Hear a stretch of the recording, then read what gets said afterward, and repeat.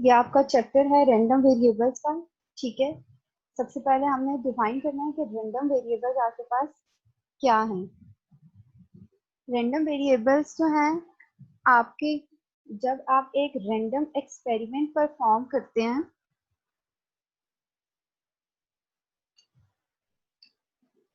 Random experiment, ठीक है, उससे आपके आते हैं आउटकम्स।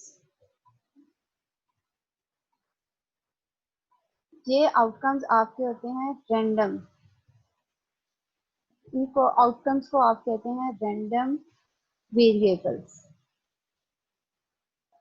ठीक है, कोई भी आप रैंडम एक्सपेरिमेंट परफॉर्म करते हैं, उससे आपके आउटकम्स आते हैं। ठीक है, रिजल्ट्स आते हैं। जब आप डिफरेंट टाइम उसको ट्रायल्स आप उनकी करते हैं, फर्स्ट ट्रायल, सेकंड ट्रायल, ठीक है, ट्रायल्स करते हैं एक एक्सपेरिमेंट के, और उससे आपके डिफरेंट आउटकम्स आते हैं। उन आउटकम्स को आप कहते हैं रैंडम वेरिएबल्स।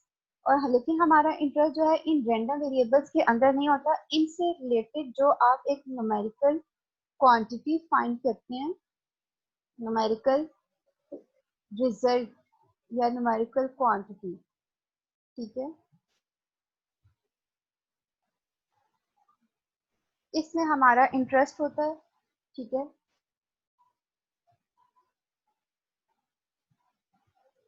इसी से हम जो है इंटरेस्ट हमारा इसमें इसलिए होता है क्योंकि हम इससे इंटरप्रिटेशन करते हैं अपने एक्सपेरिमेंट की, इंटरप्रिटेशन रिजल्ट से। ठीक है, हम एक एक्सपेरिमेंट इसीलिए परफॉर्म करते हैं ताकि हमें उसका पता चले कि इसके आगे रिजल्ट्स क्या हैं।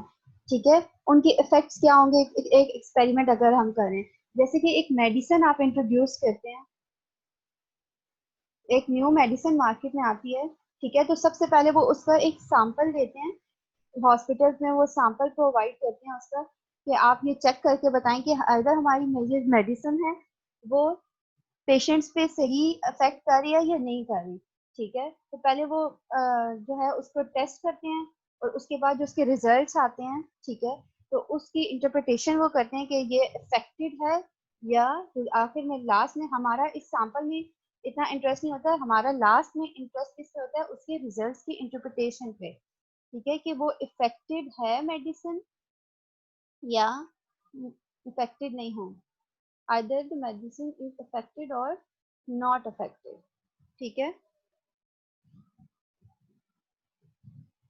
रैंडम वेरिएबल आपका एक रैंडम एक्सपेरिमेंट के अंदर से जो आउटकम आता है उसको आप कहते हैं रैंडम वेरिएबल्स। और उस रैंडम वेरिएबल्स की आपने क्या करना, फाइंड करनी होती है एक न्यूमेरिकल क्वांटिटी या न्यूमेरिकल रिजल्ट फाइंड करना है, ताकि आप उसकी इंटरप्रिटेशन कर सकें, आप चेक कर सकें कि आपका रिजल्ट जो है या आपका एक्सपेरिमेंट जो है वो आपका सही हुआ है कि नहीं, सही कंडक्ट हुआ है या नहीं कंडक्ट। ठीक है, अगर इसमें आप एक एग्जांपल ले लें रैंडम वेरिएबल की। ठीक है, तो आपके पास क्या आएगा, जैसे आप एक कॉइन टॉस करें, इसमें आपके पास क्या आएगा, ये आप रैंडम एक्सपेरिमेंट कर रहे हैं। ठीक है, कॉइन टॉसिंग, आउटकम्स इसमें आपके पास कौन से आएंगे, हेड एंड टेल। ठीक है, ये आपके पास आउटकम्स आ गए।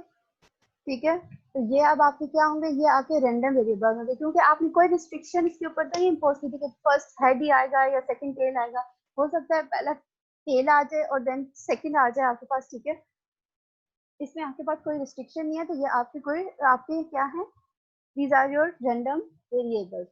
ठीक है, अब हमारा इंटरेस्ट इसके अंदर नहीं है, हमें वो कहते हैं कि आपने इनसे ये आउटकम्स निकाल के आपने इनको इंटरप्रेट करना है।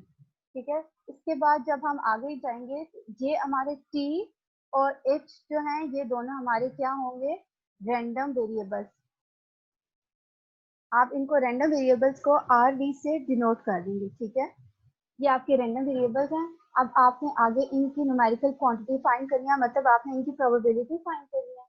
ठीक है, हमने पहले फाइंड की थी प्रोबेबिलिटी, आपको मैंने सिखाई है। ठीक है, तो प्रोबेबिलिटी ऑफ टी। ठीक है, एक रैंडम वेरिएबल है टी, टेल, उसकी आप प्रोबेबिलिटी फाइंड करेंगे, उसका रिजल्ट इसका मतलब है आप फाइंड करेंगे, तो वो आपके पास क्या आएगा, आपके पास है 1/2 आती है ना, 0.5 इज इक्वल टू 0.5। तो ये आपका क्या है, रिजल्ट है। ठीक है, अगर आप हेड की प्रोबेबिलिटी फाइंड करेंगे, इस ये सेकंड रैंडम वेरिएबल जो है h, ठीक है, तो उसकी प्रोबेबिलिटी क्या है, 0.5। ये भी आपका क्या आ गया, रिजल्ट। हमारा मेन इंटरेस्ट क्या है कि आपने इसकी क्या फाइंड करनी है, लास्ट में एक न्यूमेरिकल क्वांटिटी जिससे हम इसकी इंटरप्रिटेशन कर सकते हैं।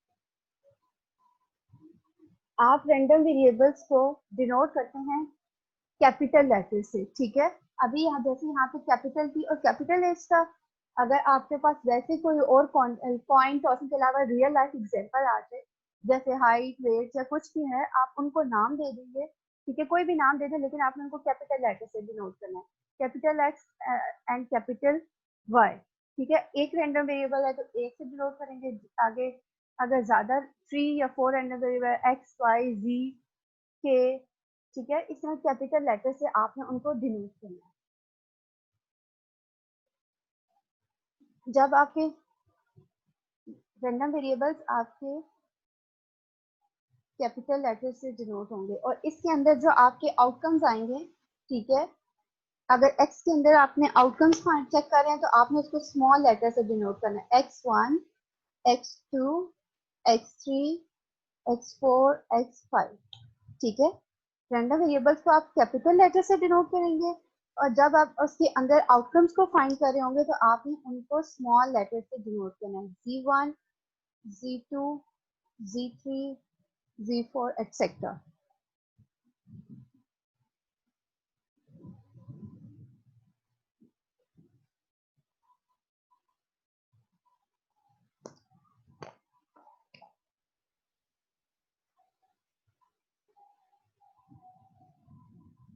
रैंडम वेरिएबल्स होते हैं ये, इनको आप कहते हैं चांस वेरिएबल। इनका सेकंड नेम है चांस वेरिएबल। ठीक है, क्योंकि आपको नहीं पता कि आपका रिजल्ट क्या आएगा, आपका आउटकम क्या आएगा, तो वो एक चांस है। ठीक है, अगर आपका एक एक्सपेरिमेंट है लॉटरी का, ठीक है, लॉटरी, तो उसमें अब आपके पास क्या आएंगे, आप इसको लॉटरी को एक्स से डिनोट कर दे, कैपिटल एक्स से। ठीक है, ये आपका रैंडम वेरिएबल, उसके अंदर आपके जो आउटकम्स आएंगे वो क्या होंगे, कि या तो आप विन करेंगे या लूज करेंगे। ठीक है, या आप विन करेंगे या लूज करेंगे। तो ये आपके आउटकम्स आ गए, आप इसको x1 से डिनोट करेंगे एंड देन आप इस सेकंड वाले को x2 से आप इसको डिनोट करेंगे। ठीक है, तो अब इसमें आपको नहीं पता था, देखिए आपको नहीं पता था कि ये आपके चांस पे डिपेंड करता है, आपकी लक पे डिपेंड करता है कि अगर यू विन द लॉटरी और यू लूज। आप इसको ये भी कह सकते हैं, इसका एक और नाम है, ये फर्स्ट नेम है, सेकंड नेम इसका है स्टोकास्टिक वेरिएबल। ठीक है, आप इसको चांस वेरिएबल भी कह सकते हैं, आप इसको स्टोकास्टिक वेरिएबल भी कह सकते हैं और आप इसको वेरिएट भी कह सकते हैं। Third name is variate.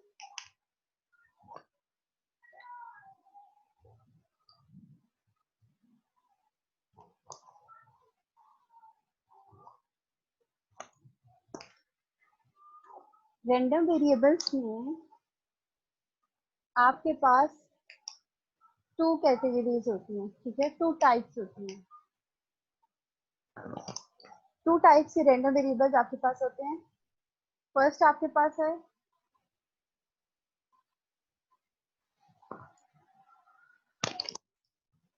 Discrete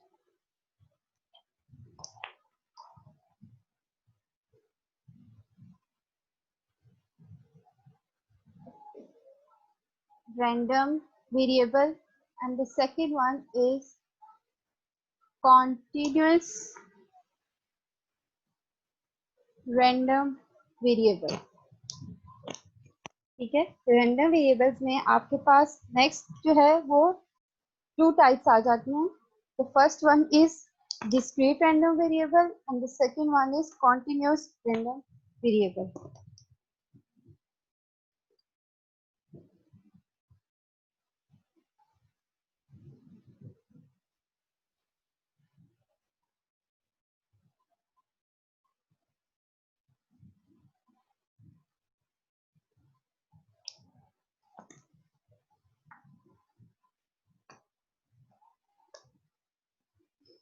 अब आपके पास है next probability distribution.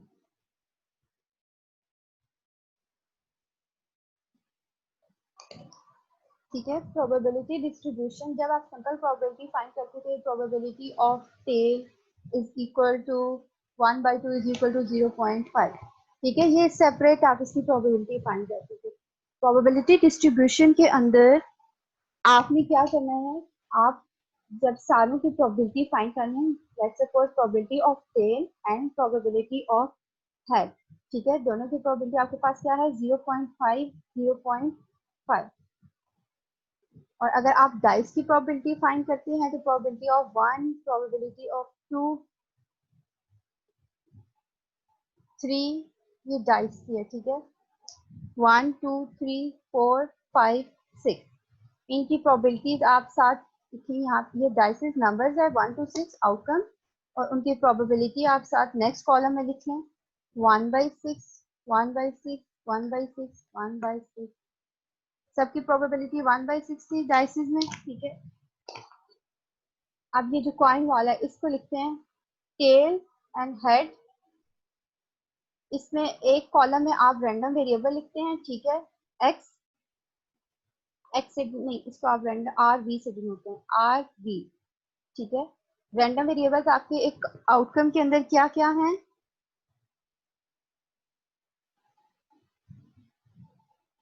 Tell and head. ठीक है, नेक्स्ट कॉलम में आपने उनकी प्रोबेबिलिटीज लिखी है 0.5 0.5। ठीक है, जब भी आप कोई एक्सपेरिमेंट करें, उनके अंदर जो आपके रैंडम वेरिएबल्स हैं उनके साथ ही आप उनकी प्रोबेबिलिटीज भी एक टेबल में एक फॉर्म में लिखेंगे। ठीक है, तो ये आपकी क्या होगी, पूरी आपकी डिस्ट्रीब्यूशन बन जाएगी। पहले तो हम इस तरह सेपरेट करके फाइंड करते थे ना। ठीक है, लेकिन हमने उसको इस तरह टेबल के फॉर्म में नहीं लिखा था। जब भी कोई भी रैंडम वेरिएबल है उसके साथ उसकी प्रोबेबिलिटी गिवन है या आपने फाइंड कर लिया है। ठीक है, तो जब आपको वो कहेंगे फाइंड द प्रोबेबिलिटी डिस्ट्रीब्यूशन, तो आपने उसकी क्या करनी है, इस तरह एक टेबल बना लेना है और आपने पूरे टेबल के अंदर उनकी प्रोबेबिलिटीज एक लिख लेंगे। ठीक है, हर रैंडम वेरिएबल के साथ उसकी एक प्रोबेबिलिटी एसोसिएट करिए। ठीक है, जब आप इसको इस तरह लिखेंगे टेबल की फॉर्म में, तो ये आपकी क्या हो जाएगी, डिस्ट्रीब्यूशन बन जाएगी। ठीक है,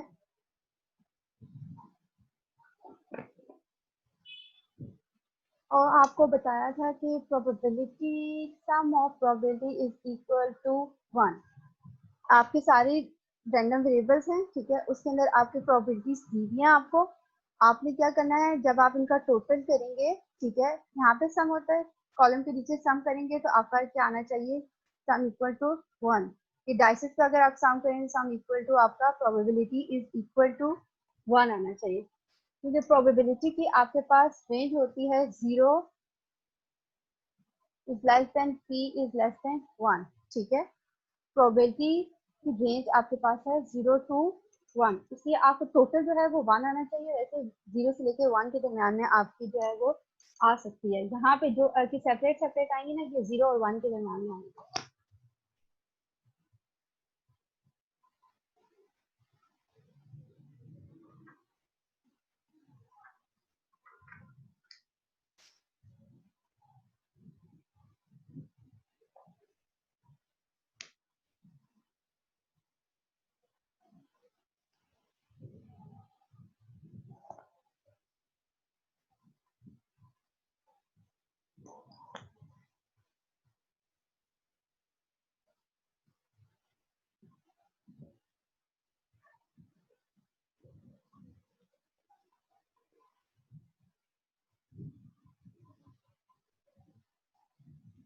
ये थी प्रोबेबिलिटी डिस्ट्रीब्यूशन। ठीक है, अब आपके पास है डिस्ट्रीब्यूशन फंक्शन।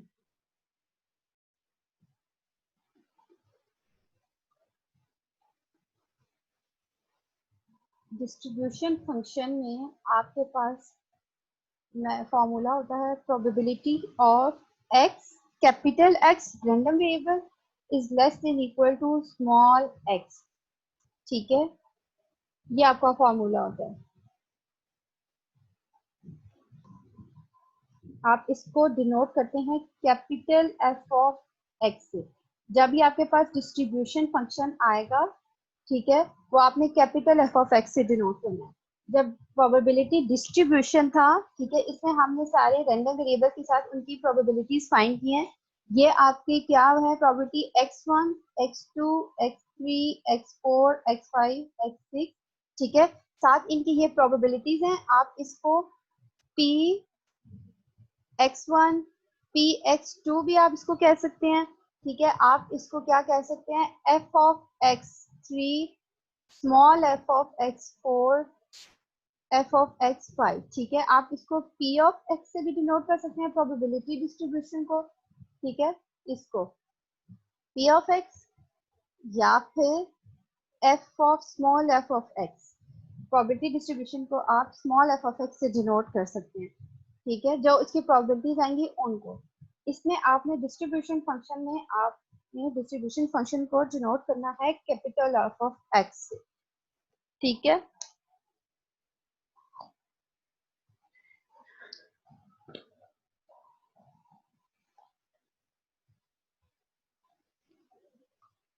यहाँ पे आपके पास है एक्स आई। जब एक्स आई है, इसका मतलब है कि आई आपके एक्स आई के अंदर I is equal to 0, 1, 2 so on to N तक जा सकता है। X is less than equal to X I. I अब आपका क्या है, I 0, 1, 2 so on to N, ठीक है।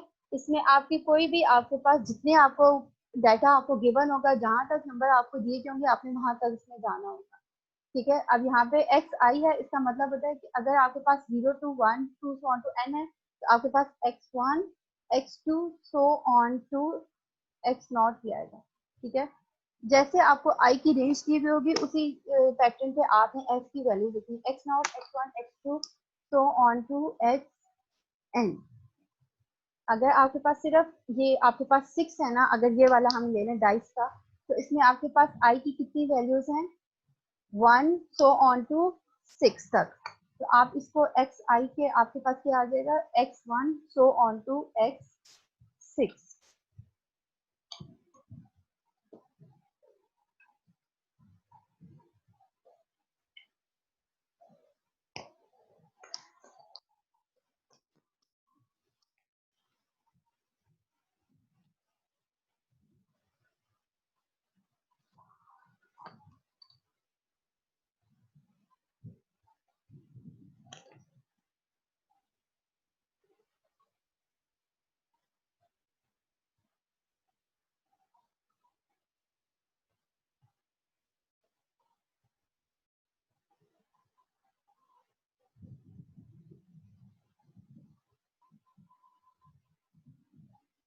अब आपको बताया था कि रैंडम वेरिएबल्स की क्या कितनी टाइप्स हैं, 2 टाइप्स हैं, ठीक है। तो discrete random variable and continuous random variable. अब हम प्रोबेबिलिटी डिस्ट्रीब्यूशन सबसे पहले हम फाइंड करते हैं डिस्क्रीट रैंडम वेरिएबल की, ठीक है। Discrete random variable, discrete random variable की आप सबसे पहले क्या फाइंड करेंगे, प्रोबेबिलिटी डिस्ट्रीब्यूशन। ये इसमें आपके पास मेथड है एफ ऑफ एक्स, ठीक है। प्रोबेबिलिटी डिस्ट्रीब्यूशन आप किससे डिनोट करते हैं, स्मॉल एफ ऑफ एक्स से, is equal to probability of capital X is equal to small X I, ठीक है। अब आपने इसको मिक्स नहीं करना, डिस्ट्रीब्यूशन फंक्शन, अभी आपको डिस्ट्रीब्यूशन फंक्शन का बताया, ठीक है। प्रोबेबिलिटी डिस्ट्रीब्यूशन में स्मॉल एफ ऑफ एक्स है, डिस्ट्रीब्यूशन फंक्शन में आपके पास कैपिटल एफ ऑफ एक्स है, ठीक है। और इसमें probability of X is equal to small F of X है, ठीक है। इसमें इक्वल टू का साइन है, लेकिन डिस्ट्रीब्यूशन फंक्शन में आपके पास probability of X is less than equal to X I है, ठीक है। इसका मतलब है less than equal to X I है कि जो भी आपको नंबर दिया हुआ है, अगर उन्होंने आपको नंबर दिया हुआ है probability of X is equal to X less than equal to X 6, इसका मतलब है कि आपने एक्स 6 से वैल्यूज लेनी है और आप पीछे तक जितनी वैल्यूज हैं वो आपने उसको फाइंड करना है उनकी प्रोबेबिलिटीज का। इसमें आपके पास डिस्ट्रीब्यूशन फंक्शन को आप कहते हैं कम्युलेटिव भी कहते हैं आप, ठीक है। Cumulative function. आप इसको कम्युलेटिव फंक्शन भी कह सकते हैं क्योंकि आपके पास इसने कहा है less than equal to x6। ठीक है, इसका मतलब होता है कि x6 अगर आप डाइस वाली ले लें तो उसकी 6 होती हैं, तो 6 से लेके प्रीवियस 1 2 3 4 5 6 ये सारी वैल्यूज की आपने प्रोबेबिलिटी फाइंड करनी होगी और उनको ऐड करेंगे तो तब आपकी यहाँ पे प्रोबेबिलिटी ओवरऑल आएगी, इसलिए उसको कहते हैं कम्युलेटिव।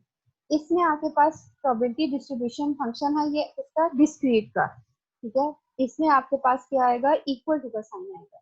लेट्स सपोज अगर आपको वो कहना है find the probability of x is equal to, यही अगर आप डाइस ले लें इसमें से आपको कहते हैं 2 की फाइंड करनी, प्रोबेबिलिटी ऑफ x 2, तो ये आएगा probability of x is equal to, इसकी प्रोबेबिलिटी आपने किसकी फाइंड करनी है, 2 की। ठीक है, x2 की, ये x1 की वैल्यू, ये x2 x3, तो x2 की आपके पास क्या वैल्यू है 2, वो आपने यहाँ पे एंटर कर दी। अब आपने इसकी प्रोबेबिलिटी फाइंड करेंगे, जो भी आपके ये फिर डिस्ट्रीब्यूशन आगे डिस्ट्रीब्यूशन को फॉलो करते हैं डिफरेंट। ठीक है, वो भी आपको मैं बताऊंगी डिस्ट्रीब्यूशन में। तो अब यहाँ पे जो भी मेथड आएगा आगे जिस भी डिस्ट्रीब्यूशन को ये फॉलो करेंगे आपने वो डिस्ट्रीब्यूशन यहाँ पे अप्लाई करके उस पर रिजल्ट फाइंड करना है।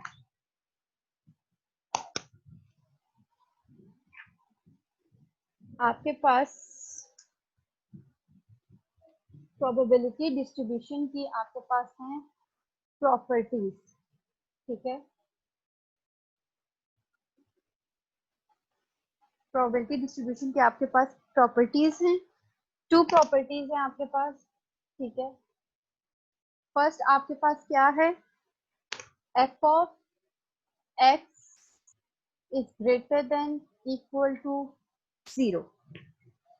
ठीक है, जो भी यहाँ पे आप एफ ऑफ एक्स निकालेंगे उसकी आपका आंसर आना चाहिए, एफ ऑफ एक्स आना चाहिए ग्रेटर देन इक्वल टू 0। ठीक है, आपका आंसर 0 से 0 भी आ सकता है और 0 से बड़ा भी आ सकता है, ये फर्स्ट प्रॉपर्टी है। सेकंड प्रॉपर्टी है आपके पास summation F of X I is equal to 1। ठीक है, एफ ऑफ एक्स आई को मैंने आपको बताया था कि आप इसको एफ ऑफ एक्स को आप पी ऑफ एक्स भी लिख सकते हैं, मतलब प्रोबेबिलिटी पी और या function of x P of x आपका इक्वल होता है। अब ये समेशन का क्या मतलब होता है कि सम करना है। ठीक है, जैसे sum of P equal to 1 होता है, आप इसको यही समझिए कि sum of P X is equal to 1 लिखा है या summation P is equal to 1 लिखा हुआ है। ठीक है, summation F of X I is equal to, simple F of X है वो ग्रेटर देन इक्वल टू 0 उसका आंसर होगा, और जब आपके पास समेशन आ जाएगा summation F of X I is equal to 1, तो वो आपका टोटल प्रोबेबिलिटी आपकी क्या होगी, इक्वल टू 1 आएगी आपके पास।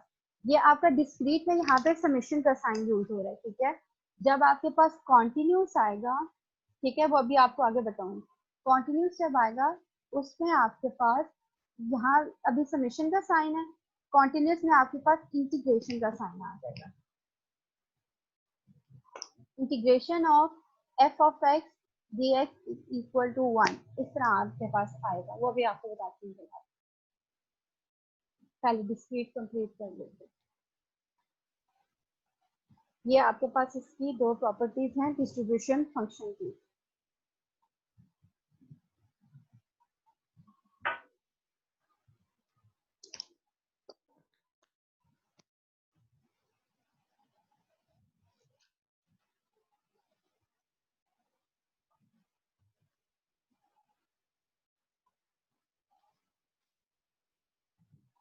एक इसका क्वेश्चन करते हैं,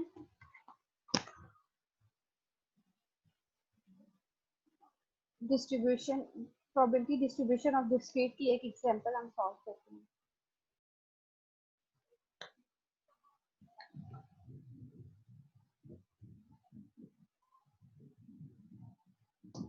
क्वेश्चन है आपके पास, ये आपकी बुक से ही मैं आपको एग्जांपल करवा रही हूँ। ठीक है, probability find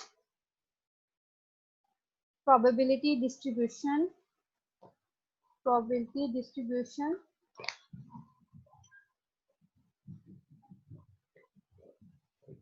when 3 heads 3 coins toss, ठीक है।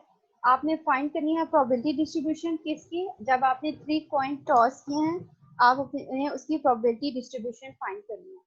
अब मैंने आपको 3 कॉइन टॉस करने का सबसे पहले आपको सैंपल स्पेस बनाना आपको सिखाया था, ठीक है।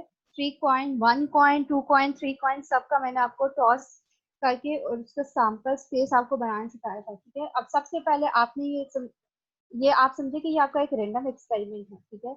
आपने ये परफॉर्म करना है, इससे आपने आउटकम्स निकालने। आउटकम्स क्या होंगे आपके, हेड हेड, टेल टेल, वो सारे आपके आउटकम्स होंगे।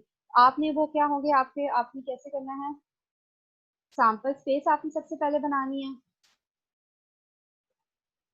ठीक है। उसके बाद आपने उनकी प्रोबेबिलिटीज फाइंड करनी है और देन आपने उसकी डिस्ट्रीब्यूशन बनानी है। ये आपके पास इसके 3 स्टेप्स हैं। 3 कॉइन टॉस की सैंपल स्पेस सबसे पहले बनानी है, देन आपने उसकी प्रोबेबिलिटीज फाइंड करनी है और देन आपने उसको एक टेबल की फॉर्म में लिख लेना है। हर आउटकम के रिस्पेक्टिव एसोसिएटेड उसकी प्रोबेबिलिटी लिखेंगे तो वो आपकी क्या हो जाएगी, डिस्ट्रीब्यूशन, ठीक है। ये आपके 3 स्टेप्स होंगे इस क्वेश्चन के अंदर। अभी हम दोबारा से क्लास ज्वाइन करते हैं, टाइम इसका खत्म हो गया, ठीक है। फिर हम उसमें ये क्वेश्चन करते हैं।